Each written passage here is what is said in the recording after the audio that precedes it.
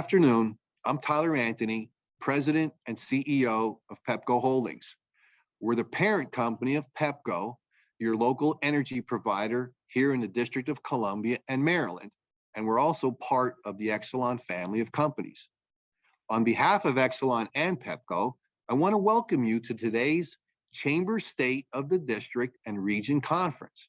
There's a number of extraordinary speakers at today's event to help us discuss some of the most pressing issues facing our areas and focus for some of our organizations and the communities we serve in this diverse region. I'm honored to join you today, not only on behalf of Exelon as an event sponsor, but as a local leader with a number of the same issues, thoughts, and challenges that many of you here today are working to manage both inside and outside your organization. At Pepco, our mission is to provide safe, affordable, reliable, and sustainable energy to the more than 900,000 customers across the communities we are privileged to serve, with a focus toward powering a cleaner future for our customers in an equitable manner. While there are many of us here representing a wide range of businesses, nonprofits, and local organizations with various areas of focus, I think we can all agree that we share a common theme in support to uplift and support our communities. Today's conference brings together a number of strong leaders looking to the future and beyond the pandemic, also focusing heavily on our organizational growth. As many in the country continue to recover from the impacts of the pandemic and now battle against increased costs in many aspects of everyday life, this conference is both timely and frankly crucial, helping us to answer the question, where do we go from here? I'm honored to be here with you this afternoon, kicking off this excellent panel, which I know will provide us all insightful information and encouraging discussions. I want to thank you all again for participating in today's conference. I hope it will provide you an opportunity to take what you hear and turn that information into actionable change for yourself, your organization, as well as your communities. Porter with the Washington Post. I cover local politics and government in the District of Columbia. I'm thrilled to return to moderate the DC Chamber of Commerce's State of the District and Region panel.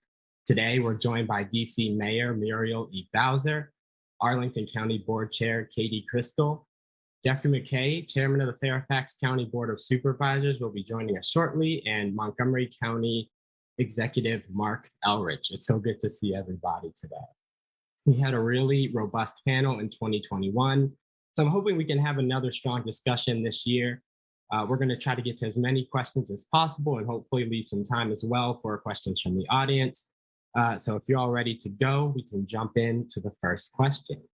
And actually, it's similar to something I asked you all last year, which was about what you're doing to help businesses amid the public health crisis caused by COVID-19. It's safe to say that much of the region's posture toward the pandemic has shifted since this time last year. Mandates have been reduced or relaxed. Vaccines and boosters are in greater supply, but many of the region's businesses are still finding their footing. So with that in mind, I'll ask all our panelists, what steps have you taken in the past year to help businesses, small and large, get back on track? And we'll start with Mayor Bowser on that.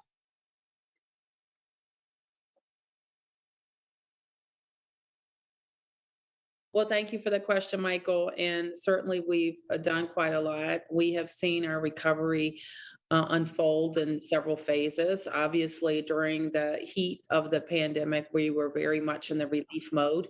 How could we get as many emergency dollars out as possible to keep people, businesses afloat, to allow them to hold on to their employees and maintain operations. And we've been able to help a lot of businesses with emergency relief money. We know, however, that we want our businesses to be able to, meet the new normal and sustain themselves.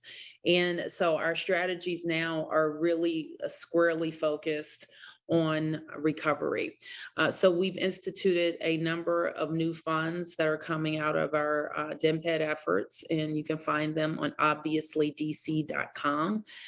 They focus from everything from how do we support our retailers and help them get into new spaces or help them transform their spaces. How do we help businesses buy their buildings, which is a significant X factor in when they consider their operations dollars and getting those funds out the door. We've also been very focused on how we get more customers in our downtown areas or other commercial areas that are lacking workers or have fewer workers. So allowing our Streeteries program to continue investing in our festivals and partnering with our bids to do more special events in these locations is helping. And we know that it's working. We most recently, looking at numbers with our CFO and our entire team, actually see that our restaurants, just as one data point, the sales taxes related to restaurants has recovered. And so we know it's not recovering with the full number of workers. So bringing people in those areas is helping with our comeback. Thank you for that. And County Executive Elrich, what would you talk about in terms of your response? I think we've been doing a lot of the same things that Mayor Bowser talked about. For the past 2 years, we worked really hard to deliver millions of dollars to our entrepreneurs in the county to help them combat the negative effects of the pandemic. We added more money again this year. So we've both distributed federal, state, and our own money to get this out there. We work with our community partners on 20 different programs to provide more than $45 million in relief aid through more than 3,000 grants to small businesses. And in the last 2 months, we worked to get $2 million in rental relief into the hands of small business owners, including going door to door to ensure that our Black and Brown owned businesses can apply. We're very aware of the racial equity aspects of this and just expecting people to go on the county webpage and find it. You're not going to find something if you never expected to see it in the past. There's no reason you'd think to go there now. So we're taking the show on the road. We're going to continue to facilitate millions of dollars in the Maryland American Rescue Act money to help the hospitality industries. And, we're still putting money into those residents who are struggling with rent payments, which ultimately at least goes to help the landlords because they have to make mortgage payments. So no mortgage payment without rent payments. So we're trying to make that connection. And in the world of restaurants, we have now seen more licenses than we had before the pandemic. We've actually we see a real restoration, rising on the bones of old restaurant spaces. New restaurants have popped up, so we're really encouraged by that. But I will say that people still aren't using restaurants the same way they used them before. I go to some of the places I used to have to wait in line. And I know Muriel knows the Parkway Deli is one you could wait for, a half hour, 45 minutes on a Saturday or Sunday morning. The waits aren't there right now. So we're still seeing shortened hours, shortened staffing. So we really need, restaurants won't recover unless people go back and eat in restaurants. And that's one of the challenges of teleworking. That again, talking, to what Bowser was talking about, without workers in offices, a lot of the retail and a lot of the restaurant business in DC and downtowns in Montgomery County depended on people leaving office for lunch or hanging around after work for dinner or something. Not seeing it right now as much as we did. Yeah, we'll definitely talk more about the office vacancy and equity issues you pointed out. I'm glad you raised those. Chair Crystal, what about you? Could you please talk about Arlington's response to helping businesses over the past year? Certainly. Well, Michael, thank you so much for the question. And thank you to the DC Chamber of Commerce for having us. I'm glad to be able to participate in this conversation focused regionally, particularly as we talk about pandemic recovery. You asked a great question about what we've been doing. I think perhaps just as important is what role we as government are playing in the pivot, to put it perhaps optimistically, we are seeing a total transformation of our commercial sector in the region, I think, as we all try to understand what the future of telework or hybrid work means for our office tenancy. We are experiencing a very high office vacancy rate in Arlington, as I know others in the region are. And so we have thought across our commercial market and our business community about how we can update and streamline our regulatory regime and concepts to embrace the future, to try to see around the corners about what may be coming in terms of how people want to use office or retail space differently, and how we as government can support them in doing that quickly and adaptively. So we have been working over the past 6 months to develop essentially a commercial market resiliency approach. What that means is the ability to adapt our regulatory processes very quickly to the needs that we're seeing. Great examples of those are micro-fulfillment centers. We know people got very comfortable with ordering groceries and really everything else to their homes directly during the pandemic. What are the needs for those sort of last mile micro-fulfillment centers in a place that historically has not been home to a lot of warehouses? We are looking increasingly at university spaces wanting to use offices flexibly as the future of higher education changes. Alternatives to ground floor uses for retail, making sure that we have lively places that feel really dynamic with those ground floor uses, but also being flexible and recognizing, that the retail of the past might not be the retail of the future. So we are working on, again, streamlining all of our processes, trying to figure out what regulatory burdens might be in place already to some of those uses adapting, clearing them out of the way, and then making sure that we are prepared to streamline any necessary zoning ordinance amendments or changes like that that are going to be required to really seize the opportunity and to support our business community in doing so. We are also trying to learn from the few bright spots that worked well during the pandemic. I noticed both of my colleagues mentioned outdoor dining. That's top of mind for us as well. We had the possibly unfortunate acronym of TOSAs, temporary outdoor seating areas in Arlington. In hindsight, we should have copied the district streeteries. That's much catchier. But we have now transitioned that to another kind of groan-inducing acronym, the food study, the future of outdoor dining study. And we are looking at how to take what worked really well from those temporary outdoor seating areas and make them permanent, while of course balancing all of the interests on our sidewalks for mobility as well. So recognizing that that's one of the ways that restaurants, exactly as Mark was saying, are trying to adapt their models. How can we adapt right along with them and make it easier for them to keep doing the things that might have worked during the pandemic? Yeah, thanks for bringing up not only the past but the future, where we're going, and also on the streeteries note, I'll have to ask Mayor Bowser, did DC coin streeteries? I think so, but I don't know.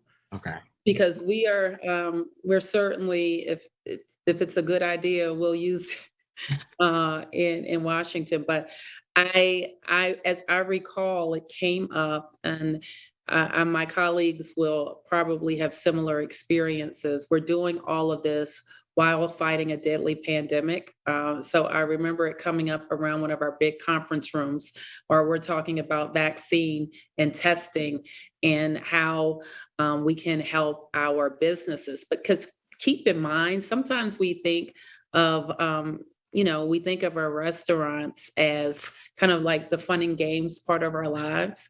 But we saw our restaurants coming back as another critical food source. And we were very interested in being able to maintain those food sources, helping them keep their employees, because that was just critical to how we were thinking about food at the time. That makes a lot of sense. And talking about those worker needs or business needs, I'm curious, as we look toward the future, this kind of recovery phase or post-recovery phase even, what have you heard from businesses about what they need the most moving forward? Not talking about necessarily the urgent needs during the pandemic, but in the future years, maybe when there isn't all of this federal aid that we're getting. Like, what are you hearing from these restaurant owners? What are you hearing from business owners? I'll start with County Executive Elrich on that one. So, I think I think everybody's struggling to figure out what the future is going to be. And so a lot of what it, there's no certain path forward without a certainty about how many people are coming to work and what the future of those buildings are going to be. And so from the restaurant perspective, they want people back. I think we all recognize that we're in a different situation. I will not use the word post-pandemic because we're not. And we don't know what this thing could do next. And I'm not going to mislead people and say everything's fine so that a few minutes or weeks from now I have to say not so fine. It's just like we've gotten to a good place. We seem to have the right combination of vaccines and drug availability, and that's going to be increasing. So hopefully at some point residents get comfortable enough to come back in. On the office space thing, I know the businesses are torn, the same way. If you realize that you don't need to rent all that space, why would you? It's a smart business decision, not good for those of us who've got, office buildings paying lots of taxes that help support our businesses, help support our county. But on the other hand, it's not a smart thing to do to occupy more space for the sake of occupying space. So the question is, how do you reuse this? I've seen a couple of really interesting developments where people have actually converted in Montgomery County an office building into housing. We've seen multiple office buildings go into labs, and that's not something we expected fully. A lot of people in the beginning were saying how hard it was going to be to deal with the floor plates and to turn these into labs. And, I was just reading an article the other day. We may have like a couple million square feet of new lab space coming in the space where there was once office buildings. And I was in where Henry Jackson Center is over in Montgomery County, and the building they're in, they put labs on the second and third floor there. We're in the process of changing our approvals so that labs and the chemicals that go with them can go above the fourth floor. We should allow them to be more vertical rather than horizontal, because historically labs take up lots of horizontal space because everything was thought to have to be on the first floor. If they can do this science work in multiple levels, we can make the conversions in the buildings. This, help bring these buildings back to life. And the good thing about lab workers is they actually have to go to work. They're not running their labs remotely. They're actually going to go there, so they will get hungry and they will need to go to lunch. So, those are the kind of things we're trying to help with. And, since I got elected, and one of the first things we did, me and Sidney Katz, who's a council member, we did a listening tour of businesses, and we asked them to tell us why they think we're so bad. And we were very blunt about it because we knew what the rhetoric is about Montgomery County and how hard it is to do business. And since we did that tour, we've been working and continue to work to take the obstacles away. We even have an agreement with our utilities now to give us an ombudsperson. So if something gets stuck, we can actually go to them and say, this project's been stuck for 3 months, it's not moving. Can you look at it? So we're much more aggressive in terms of making sure that things move and happen and to accommodate what the future is going to be. I think that's what businesses want us to do, is to be accommodating and moving forward. Thank you. And I want to welcome Jeffrey McKay, Chairman of the Fairfax County Board of Supervisors, with us. Mr. McKay, we were just talking about what you all have heard from business owners as we are figuring out what comes next for the region. It's been a couple of difficult years, and I'm curious to know what you've heard. What do businesses need, and how do you plan to deliver what they need? Yeah, sure. So it's a great question. I will tell you, we just conducted a very thorough survey of our businesses in Fairfax County and found that a vast majority of them, well over 70% of them, were very complimentary of the way that we handled the pandemic, and frankly, the way that we put their issues at the forefront, understanding that many of our small businesses, of course, are struggling.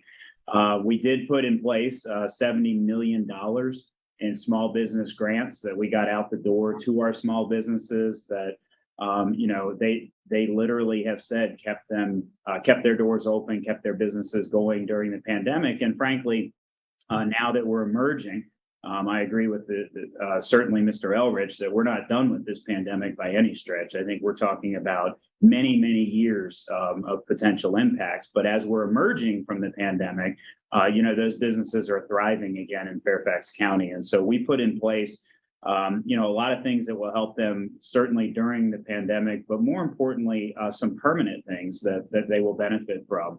We have not ended our declaration of emergency because many of the flexibilities that were granted to our businesses through that period of time, we want to continue. When we end that declaration, we have extended the time frame under which people will have zoning ordinance flexibility in place, and we will help them through our entitlement process if that is necessary. So we have reduced by anywhere between 65 and 75% of our filing fees for people who have to go through a permitting process to make anything that they had during COVID that was temporary, to make that a permanent fixture. And this is, of course, huge for our restaurant, entertainment venues in particular.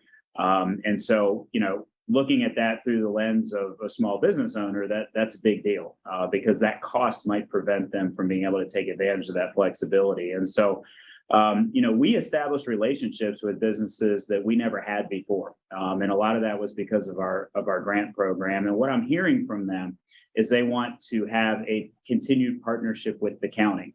They want us to understand what their needs are. They want us to help level the playing field in some cases. And so we've started a Fairfax Founders Fund for businesses in particular that have had trouble gaining access to capital through traditional banking mechanisms.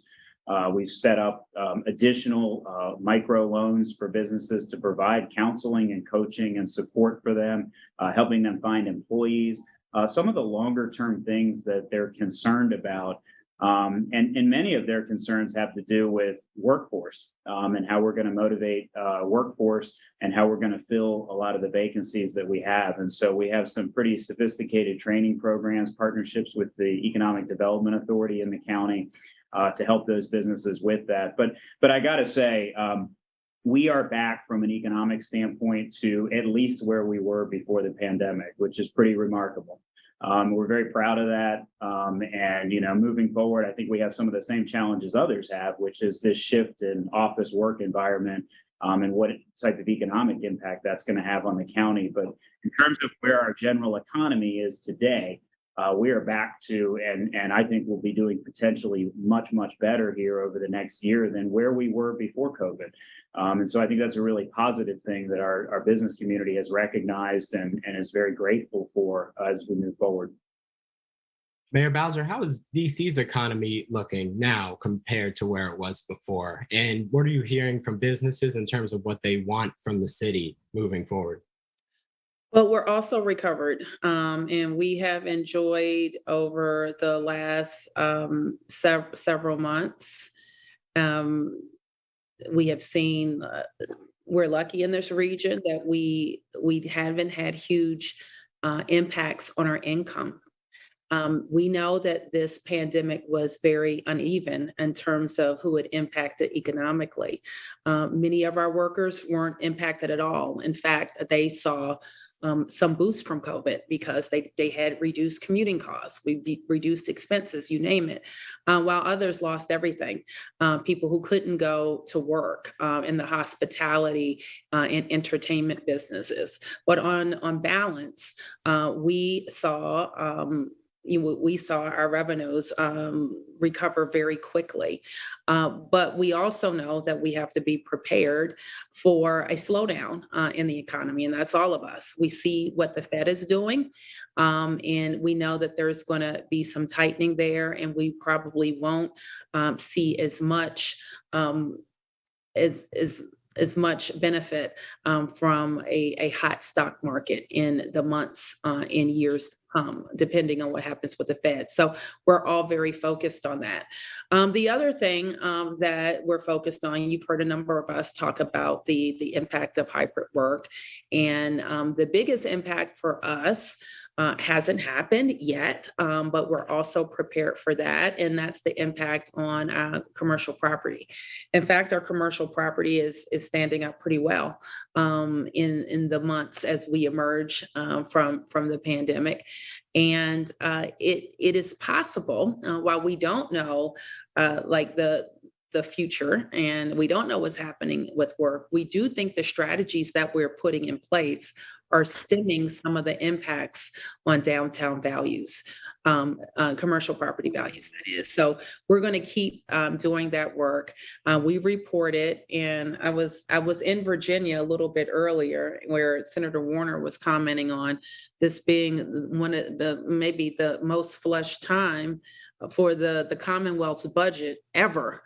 I don't know that that's ever, it would be the words that I would use for Washington, but we were able to, because of better than expected performance and income and property in the city, to report more revenues than we expected. Thank you for that. And we talked a little bit about equity. Affordability is certainly a key concern for almost every resident in the region. And last year's State of the Business report for the Chamber of Commerce discussed how DC has some of the highest regional housing prices in the entire country. Concerns about affordable housing units, displacement, all linger. So I'm hoping you all can touch on initiatives to address the lack of affordable housing in the region. I'll start with you, Chair Crystal. I know Arlington has had some heated discussions over the summer about a proposal that would eliminate single-family zoning, paving the way for what's called the missing middle, these townhouses, duplex-style buildings. What's the latest with that proposal? And in your view, how would that change? How would change or eliminating single-family zoning, what would that mean for the county? Yeah, thanks for asking. This is indeed a hot topic here. And I actually love that you asked this, Michael, in follow-up to the prior question, because the number one thing we're hearing from businesses is workforce. And we know that this is an incredibly opportunity-rich area, and it is an incredibly high cost of living area. And so particularly for, to say nothing of those industries that are, paying below the area median income, right, which requires a really extensive set of policy solutions, which do actually remain our primary focus in Arlington. I think the zoning has caught the most attention, but it's important to know that's just one pillar of a six-pillar housing Arlington strategy, with the other tools largely focused on rental housing for neighbors making 60% or less of their median income. So that said, we also know there is a spectacular gap between those making 60% of area median income and those who can afford especially new construction in Arlington.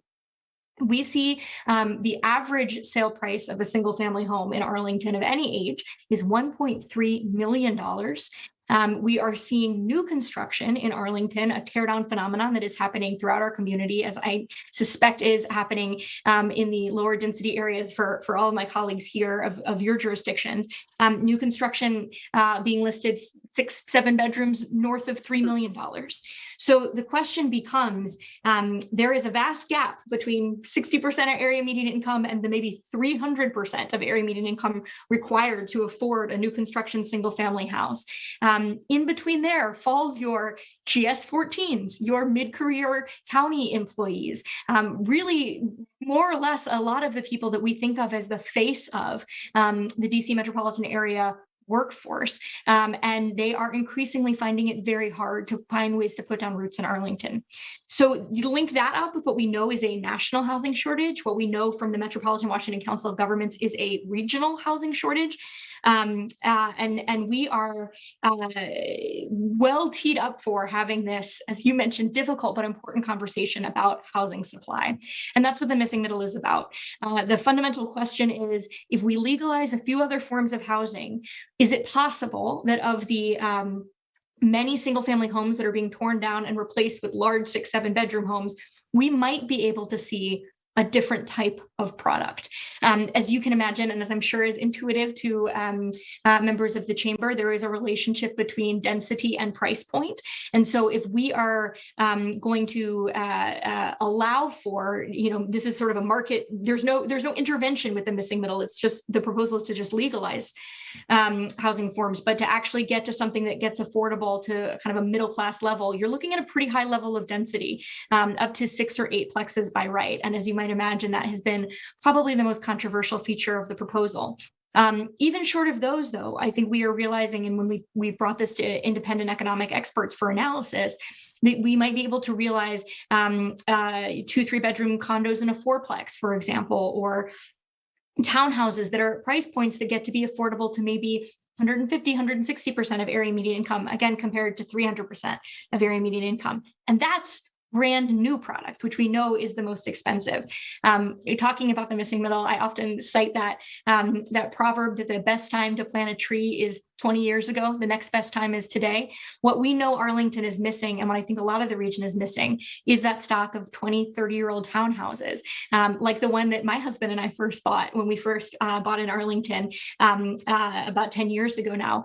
That is missing, so to speak. And so starting now with a view on what will our housing stock look like 30 years from now. And we know if we don't act, those pressures are only going to grow. And increasingly, our community is not going to reflect our values of inclusion and being a place where our middle class can thrive.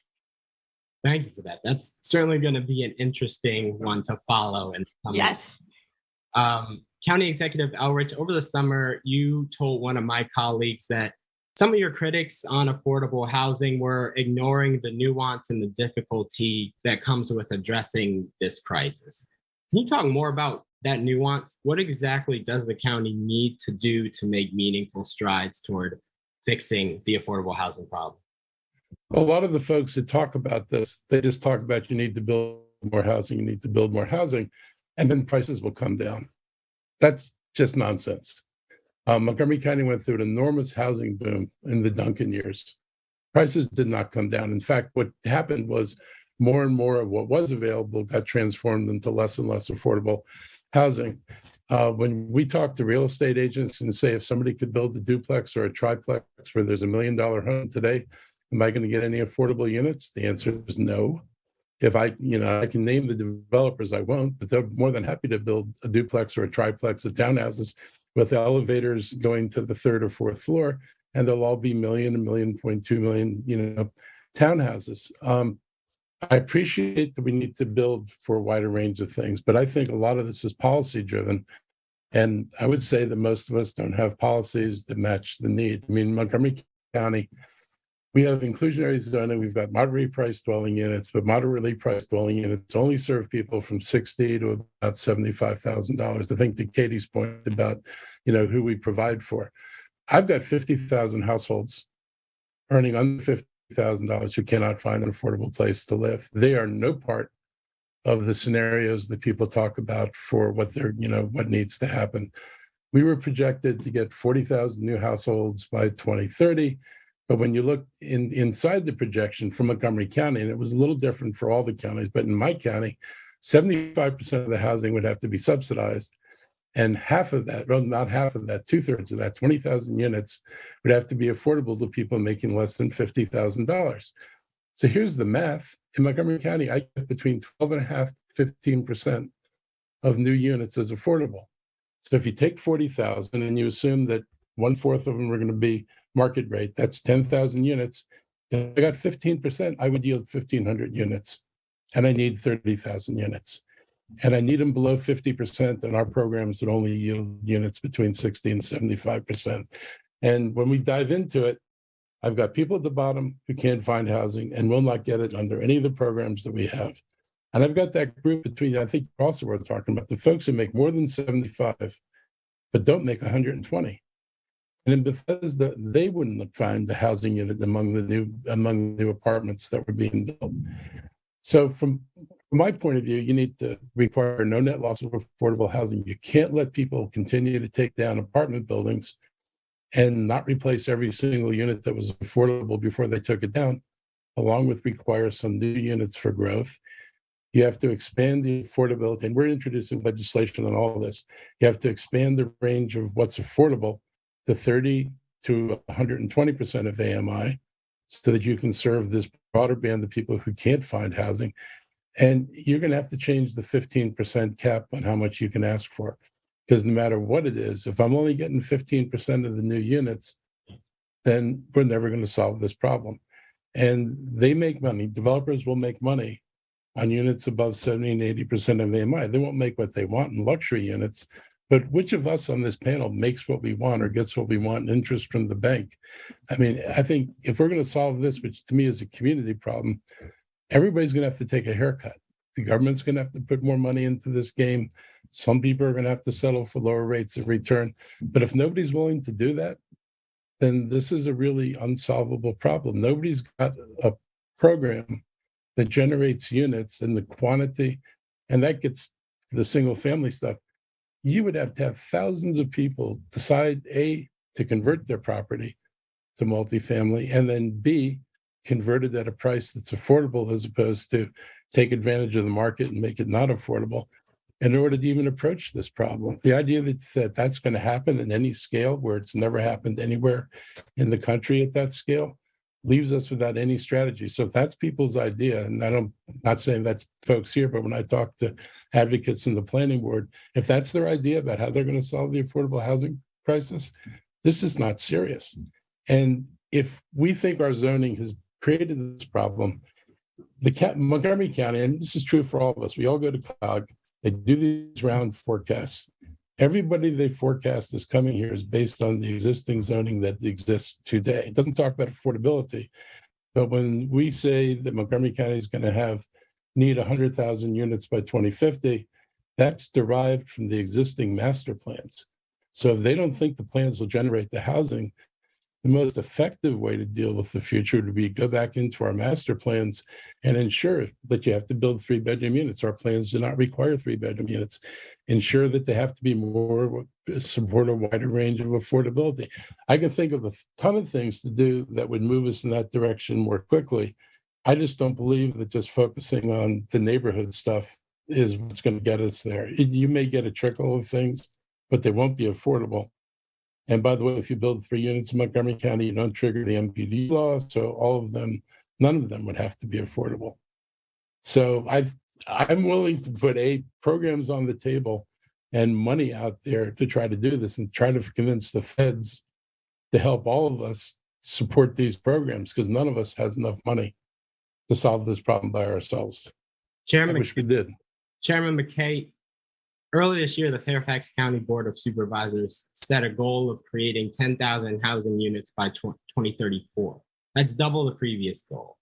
But is that enough of an investment? And is that deadline soon enough to address the urgent need now? So first, when I took office, it was 5,000 by 2034, and we already have 4,000 of those accomplished in the last 2.5 years. So moving to 10,000 was an easy decision for me to make, and it's frankly because this board has prioritized affordable housing in a way we never have before in Fairfax County, just to be candid with you. I mean, 4,000 units, those are new units in production, already entitled, already built, in some cases, many of them already occupied. And so that's important, but it's also important to acknowledge that that is one piece of all the things that we're doing for affordable housing. So to answer your question, certainly 5,000 or even 10,000 units by 2034 is insufficient to meet the demand that's out there. And so what we do in the county is we want every single option on the table. So I do think a lack of housing production does cause affordable housing problems. So we want to encourage affordable housing. We want to encourage all housing, but we want to encourage affordable housing, especially around transit station areas. And in order to do that, a lot of times you got to have the density and you've got to have some of the market rate units to be able to support that. And so, we look at it from that standpoint, but we also look at preservation. We can't, if I'm moving forward, 10,000 units by 2034, but I lose 6,000 because of redevelopment, then I'm only net 4,000 ahead. And so we're keeping an equal eye on preservation. We do have preservation targets, 1-for-1 targets in many parts of the county where we believe, units are at risk. We were actually discussing earlier today a strike program where we have our staff monitoring CoStar and other real estate applications and hearing early on in the process when there is a affordable market rate affordable complex that potentially could be redeveloped. How do we step in with our toolbox of financing options and other things to improve those communities and get a leg in to protect and preserve them as well? And then, as Katie was talking about some of the zoning issues that they're dealing with, we did something pretty remarkable in Fairfax County. We had not updated our zoning ordinance in some 50 plus years in a meaningful way in the county. And we rewrote our entire zoning ordinance. And in that new ordinance, we allow accessory dwelling units. And so what that means is if you have a single family house, and we have a lot of people in the county in this situation, they might be seniors who have a large house, they don't want to move. but they're also struggling with upkeep. They're struggling with the cost of maintaining that home. We allow them to be able to rent out an accessory dwelling unit within that house, within that single family house.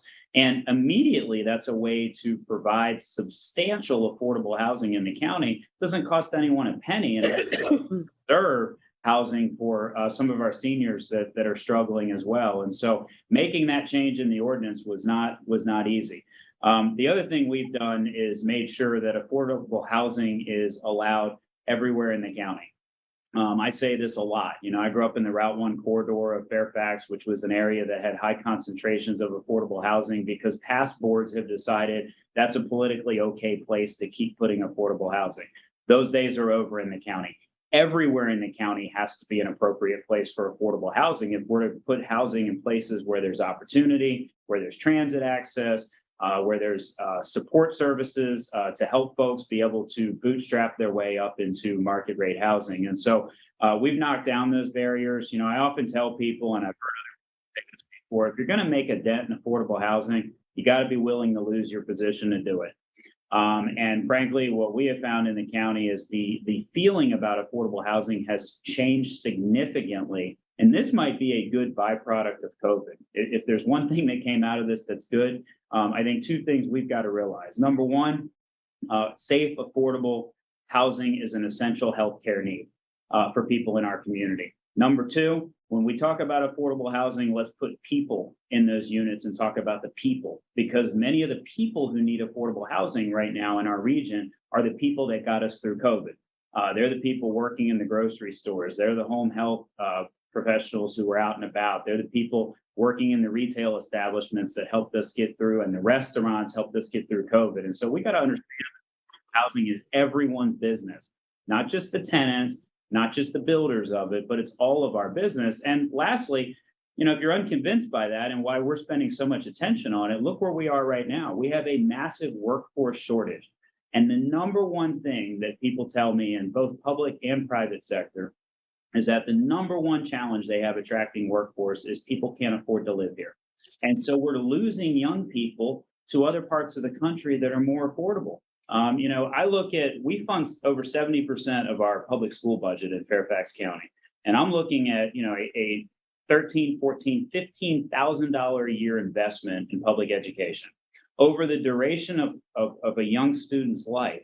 If that person goes through our public school system, graduates, and then moves to Charlotte to work, think of what we have lost in terms of our own investment. And so we've been very deliberate at looking at this as it's everyone's business. It's an economic imperative. We need to learn from what happened in COVID about housing being a vital health resource to keep our entire community healthy. And that's one of the disproportionality things we saw at the beginning of COVID is the living environment that some people were in made them much more susceptible to contracting COVID. And so, I think affordable housing needs to be looked at through a whole different lens right now as an urgent need. I am grateful that, we are looking at this from a regional standpoint because there's so many things, whether it's transportation, climate, solutions. Affordable housing now falls into that category of this being a regional issue that we all need to tackle. We need to be tackling it together. And if any of us are not doing our part, we as a region will suffer from that. And so I'm very proud of what we've done in the county. But I can tell you, we still got a long way to go, and we are going to continue to pursue and get every unit we possibly can, whether it's working with for-profit, not-for-profit organizations, whether it's using state or federal tools and resources. Every one of these developments that we are building is increasingly complicated, but requires all of those partners to be participating to make it happen. And that's how we're really moving the needle in a significant way. And nearly everyone was nodding along there at your sentiment that this really is something the region has to come together to address. Mayor Bowser in DC, I've covered your administration and you have invested a record-setting amount into the affordable housing crisis. Task Force for Black Home Ownership, you've doubled benefits for the city's flagship program for first-time home buyers, HPAP. The city also, of course, has its own goal of 36,000 new housing units by 2025. Besides tabulating the number of new units in the city, how else are you measuring the success of these initiatives to know you're addressing this problem? Well, measuring the units is important, but also just seeing how many DC residents are taking advantage of the new opportunities. Part of our, and I want to really associate myself with Jeff's comments, almost, you know, word for word. I agree with what he said, and we think it's very important to establish a goal. I believe we were among the first in the region to establish a goal of 36,000 new units by 2025. And we're the first in the nation to have a goal by neighborhood. Like Jeff mentioned, we don't think it makes sense for our city to have affordable housing units only created in one area, but created in all 8 wards of the district. And by setting a goal, you can establish how much money the city needs to put forward to help meet that goal, while also relying on private sector tools and all of the federal tools that allow us to get to the affordable housing that we need. The private sector won't do it by itself. And the city is going to have to be engaged in that. And so since I set the goal in 2019, we've created 6,000 new units that are affordable and that are below market. And so we're about 50% of our 12,000 unit affordable goal for our unit, and we're about 66% met the overall goal. So we're plugging along with it, but we advanced at COG, and I'll reiterate to my colleagues here. The region can speak with one voice, and we use the COG on all manner of regional issues, and affordable housing has to be one. It has been an uncomfortable, candidly, conversation among the COG to have a regional affordable housing goal. But I'll end by saying how critical it is for the reason that Jeff mentioned. If we are going to compete for workers with lower cost regions, we have to be able to say that we're making meaningful strides to get people in affordable housing. Now, it's true, they can't compete with us on being a dynamic region and a region that's centered on, beautiful rivers and cultural activities and proximity to the best trained, the most highly educated workforce in the country. So all of those things remain true, but we do see where people can work and live someplace else, that this adds another layer to the competition. So I will continue to press for our colleagues on the COG to establish a regional goal. The other thing that I will say and that I will share is that taxpayers have been willing to step up to put their tax dollars towards the value that almost everybody espouses, that we should have safe and affordable housing for people of all incomes across the region. And so that's going to take some commitment of dollars. We've been able to do it. In fact, double the amount that I said I would in 2015. So we've invested over $1 billion in the last 7 years. And we're going to continue to look for big and transformative ways to change the landscape. How do we get more units faster and cheaper? This is a big thing, that housing costs and the construction costs and supply costs are going through the roof. So we're being challenged to think differently. The same tools won't work for those reasons. So we're going to keep working, and we're going to go back to the COG at some point. I want to collaborate with my thought partners here about how we can be successful. I'll look forward to following those conversations. And this is actually a good transition into another topic as you talk about keeping the region competitive and bringing more people here. Tourism.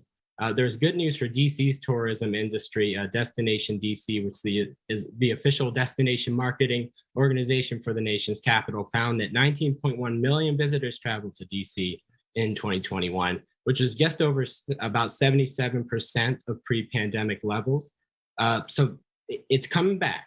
But I'm curious to hear from you all what you're doing in your respective jurisdictions to help make sure that number is continuing to grow.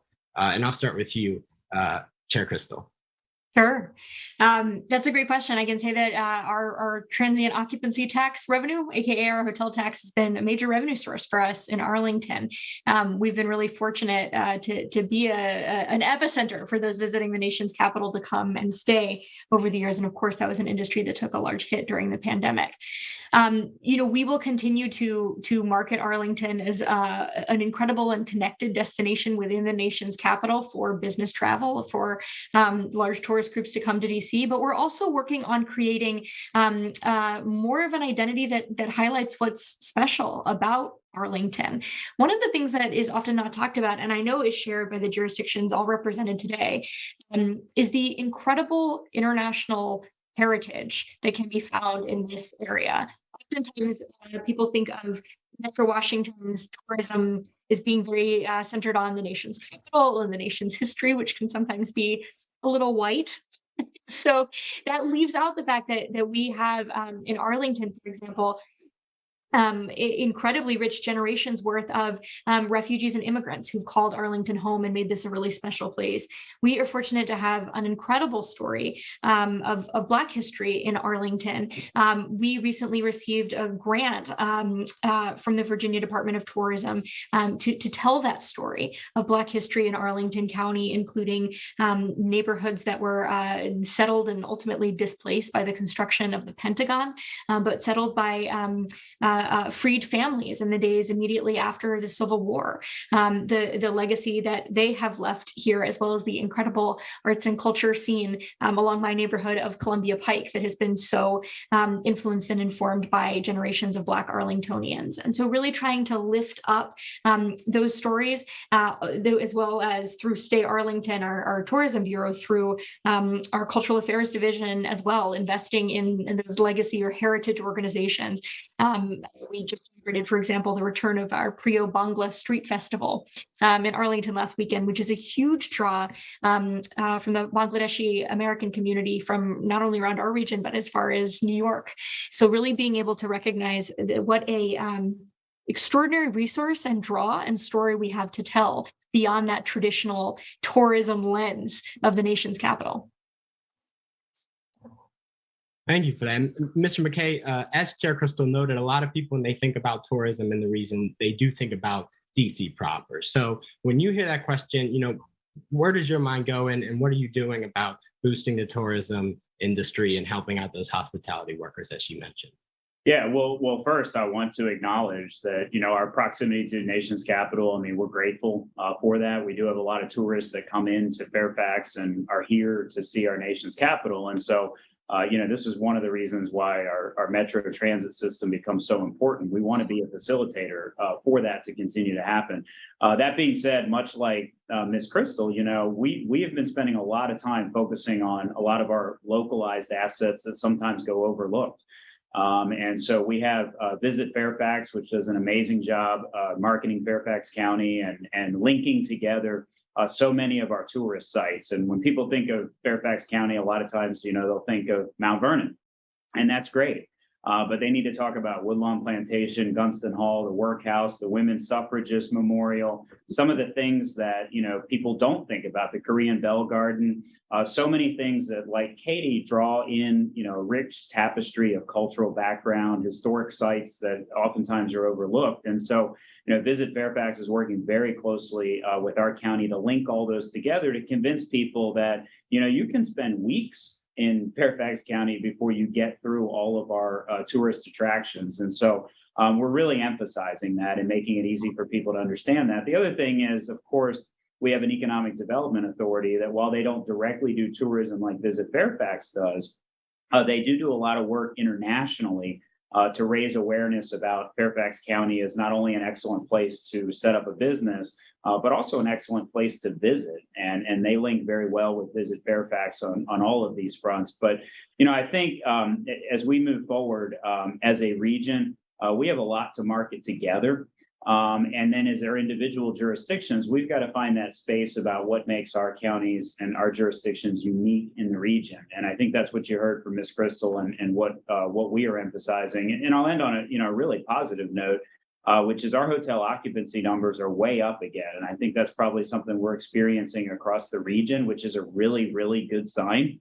And, we get these reports and we put that revenue, that room tax that Katie mentioned, right back into our tourist operations. And so when rooms are being used, we're getting even more and more revenue to be able to promote Fairfax County through Visit Fairfax. And so that's a very positive sign. Things are really back to normal in that space. I do think one of the things we're going to have to keep an eye on is large group gatherings. And I do know that it's a little bit more difficult to get those up and going. And that's one of the things that our bigger hotels have mentioned is that they're filling rooms. They're not always necessarily filling ballrooms. And so I think that will come back in time, but we're seeing individualized travel in Fairfax back to its pre-COVID peak numbers and our hotel rooms being occupied consistently, which is a really good sign.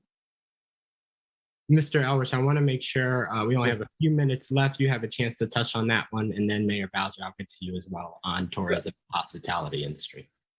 So I think we're seeing the same uptick that Jeff was talking about. Our hotel occupancy is way up, and they're very happy about that. That doesn't necessarily translate to the ballrooms and the events, but at least in terms of occupancy, they're making real progress. And the county's got, we've got Glen Echo Park, which is a real treasure along the C&O Canal. We've got, a number of different theater companies. We've got, music venues, and I'll stack the Music Center at Strathmore as one of the finest listening venues any place. It was built for music to be heard, and it's a rather remarkable place. We've got, the Josiah Henson Museum. We've got the Slave Museum out in Albany. So we have, pretty wide variety of things, and we have very active ethnic groups in the county. So when people do festivals here, they'll bring in thousands of people for festivals, and we use our public space in Silver Spring, Veterans Plaza, to host lots of these kind of events. And you go there on a Saturday or Sunday, and you'll see thousands of people. And there's some events that draw internationally. We helped the Ethiopians bring a soccer tournament to wound up. We got it over at the University of Maryland, but Montgomery County and Prince George's County benefited because people came from all over the world, and they filled up hotels in both places. And so I think we've got the same kind of mix, and this is good as people come back to these events. The hotels are happy with it, and then the restaurants are really happy with it. So that's part of our culture. We have a Visit Montgomery, I guess is like Visit Fairfax. All things promotion. With about a minute left, Mayor Bowser, you're going to have our last word. There's a lot of exciting stuff coming to DC. Can you talk about tourism and hospitality and how things are looking now? Well, we are encouraged. So I will say that we most recently got our marketing outlook from Destination DC, as you mentioned, and our leisure travel is back. We remain concerned about our business travel and international travel. So we know as some major nations around the world are still they're in a different COVID posture. So for example, one of our large international visitors population is from China. We just don't have that traveler back. I will emphasize that everything that they do in Arlington and Fairfax and Montgomery and Prince George's, it all helps us. So the more destinations we create, the better. That's why you will hear me talking about more sports and entertainment, always talking about new hotels and restaurant opportunities, and having an economic environment that encourages that, because that's how we will continue to capture our traveler. And again, this is not fun and games. The revenue that's generated support what we're able to do in schools and human services and infrastructure and employing people in hospitality with good paying jobs. So getting tourism back, that's one of our big businesses in this region. Thank you for that. And thanks to all of our panelists for a great discussion. I feel like this could go on for hours. I have a lot more I wanted to ask you all, but we'll have to wrap it up here. I'm going to pass things over to Angela Franco, President of the Chamber of Commerce. Thank you for your time. Thank you, Michael. Thank you, Michael, so much. And thank you, Mayor Bowser, for your leadership in this great city. and to County Executive Outreach and Chairman McKay and Chairwoman Crystal for your support and your participation. I think these conversations are very important for our region, and I really loved hearing every panel, the collaboration we are really all getting into and realizing how important it is to work together. And to everybody that joined this event today, thank you so much. Today's conference is, it also released the business report, so it's available now in our website, was done in partnership with the DC Policy Center. And I want to take the opportunity to thank the the Deputy Mayor's Office of Economic Development for your support in making this possible. This year report, Doing Business Under a New Normal, builds a better understanding of the post-pandemic city with a special focus on small businesses. We hope that today's speakers and conversations, along with the report's finding, will shape how our community and business leaders can move past the pandemic and build a stronger DC together. And before we close, I just want to remind everybody that we have our annual gala on November 11th, where we have our community together celebrating coming back to business. And next year, this event is going to be in person. It's not going to be virtual. We're going to do it in person. And thank you so much to our speakers, to all of you. Thank you for the leadership that you have taken during this transition, and to you, Michael, for being a great moderator. Thank you all. Have a great weekend. Stay safe. Stay dry. Thank you. Having us. Bye.